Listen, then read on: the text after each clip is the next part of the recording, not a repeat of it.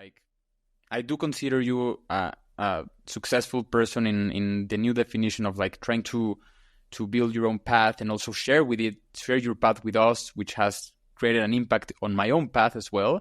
And I believe that for many of your listeners, for maybe of your subscribers on your newsletter, and also with your new course, the Synthesizer course, which I think it's a perfect way of discussing it right now, you'll impact even more people. And so talk to me about this idea. Maybe, I kind of understand what synthesizer means, but I would also love for you to expand on what really synthesizer means, what's a synthesizing mind, and why is it so important in today's reality where, like you say, you hinted on it on your previous intervention, which was there's a lot of information out there.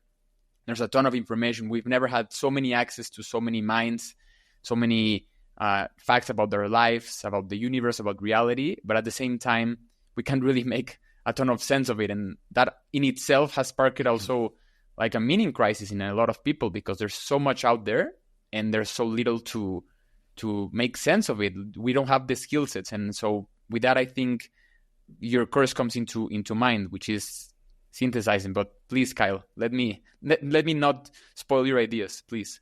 No, you nailed it with, I don't think anybody would question that we're living in like the information age, but not even the information age. And these days, it's like the information overload age, right? So we have all kinds of information. We've got fragmented information, polarized information, specialized information, mis and disinformation, fake information. So I don't think anybody would question that these days, but what I realized was that the information revolution hasn't yet become the integration revolution. So we've yet to be able to integrate all that information, to your point. Another way I describe it, or I've seen it described, is that the World Wide Web hasn't yet become the World Wise Web. So that's kind of an interesting, play on it too. But for me, it was a combination of realizing that my own mind is a synthesizing mind.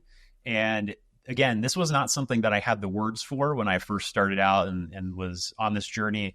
But at some point, I think a combination of Maria Popova, who we touched on a little bit earlier, and Howard Gardner, who has something he calls the 5 frames of mind. One of those 5 is the synthesizing mind. And as soon as I read the description for that, I'm like, oh my gosh, that is exactly how my mind just naturally seems to work. I had no idea that there was a term for it. And so that's half the battle, right? Is realizing that something exists that you didn't know, but again, you intuitively had a felt sense of, and as soon as you heard about it or read about it, you're like, that is it. So having the words to be able to describe it is half the battle, I feel like. And then the other half is realizing how you can leverage it. So after you know that it exists and that it is something that describes you, how can you leverage it? So what I realized was that on one hand, it's another, kind of selfish endeavor of trying to make sense of myself, right? That's kind of the impetus first and foremost of if something doesn't exist, you must create it. And so I realized there isn't a course out there about, how to know and use a synthesizing mind. There are tons of note-taking courses out there. There are tons of writing courses out there, but where are all the courses about thinking, especially like high quality, higher order level thinking? And the way that Howard Gardner describes it, Howard also references Murray Gell-Mann. I hope I'm pronouncing his name right, like a Nobel Prize laureate. He said, Murray Gell-Mann described it as that in the 21st century, the most important mind will be the synthesizing mind. And then, of course, everybody seems to know the E.O. Wilson quote, which is that the world is drowning in information but starving for wisdom. The world henceforth will be run by synthesizers. So it's not about, having access to mere information alone. You have to be able to unite that information, synthesize that information, integrate that information. And that's from E.O. Wilson's book, Consilience. In consilience, the word itself means that it's evidence from multiple disciplines pointing to the same conclusion. And so you're kind of synthesizing, across disciplines in an interdisciplinary way. So what I tried to do was, with the course, was take everything that I've learned over many years. I mean, and in some cases, this is a lifetime, right? Because it's how I seem to be wired. But especially over the last decade since my crisis, of taking everything that I've learned about the synthesizing mind, put it into a course in a way that has a strategic framework that hasn't been shared before in the world, and makes it practical in a step-by-step fashion. So not only are you introduced to the concept of the synthesizing mind, but then the framework that I present, I call the synthesystem, SYNTHE, and we can talk a little bit about what each of those mean. That system walks you through step by step in probably extreme detail. It's all video recorded, so I'm sharing my screen of how I do anything and everything in my process. And it's a self-paced course, but there are some live group calls where other synthesizers can create a global community with each other. But what I do is I walk through step by step how I do everything in my process. So literally it goes through how it starts with that same flywheel of questioning to learning to developing.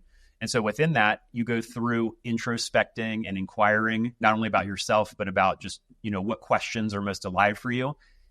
As soon as you question something, you start searching, right? You start searching for answers. So that could be as simple as going out to Google and typing something in and searching for answers. The searching and the researching naturally leads to acquiring a bunch of information. You're inputting a bunch of information and you're trying to make sense of it. You're trying to judge the different sources. This is where you're trying to filter out the misinformation, the disinformation, and everything else. Make sure you're trusting legit sources and things like that. That gets you into analyzing the information. Then you get into all the reading and the note-taking. That leads into the thinking, which is like the summarizing and the synthesizing, which gets you into writing and creating, which gets you into discussing with others and developing. Not only developing the work that you're working on or projects or products or things like that, but most importantly, self-development, how your perspective starts to develop through this entire process. So the SYNTHE stands for spark, yearn, note, think, hatch, and evolve. And each one of those kind of goes through each thing. So spark is all about the inquiring and questioning. That's the spark of the journey, right? Yearning is about having like a burning yearning or an intellectual need to take that spark and have such a deep desire to learn about it that you get into the searching and the inputting of information, which gets you into noting, which is a play on words. It's not just note taking, but it's making a mental note of things. So how you interpret what you're reading and things like that. That gets you into think, which is summarizing and synthesizing. That gets you into hatch, which is writing and creating. So that's where your projects and products start to come to life. And then finally, you get to evolve, which is all about discussing and developing. So you start to get feedback from other people. You put your projects into the world, see how they do, whether they're, paid things or not. It could just be as simple as like writing a synthesis article where you read 3 books about a single subject and you synthesize them all together or something like that. And then you develop. So that means, again, another play on words of you're developing, you're iterating on the project or the article that you wrote or whatever it may be. And you're also doing some form of self-development as well, just as, a byproduct of the whole thing. So it's pretty comprehensive in terms of a course. But as far as I can tell, there's nothing like it that exists on the planet at this time. So I'm hoping it can be a beacon for other synthesizers. It's the course that I wish existed years ago, so I could make sense of my own mind and figure out how I could also build it and leverage it in a way that would be useful not only to myself, but also to others. So I'm hoping it can be a beacon out there for other synthesizers as a place where they can kind of call home and learn more about their own mind.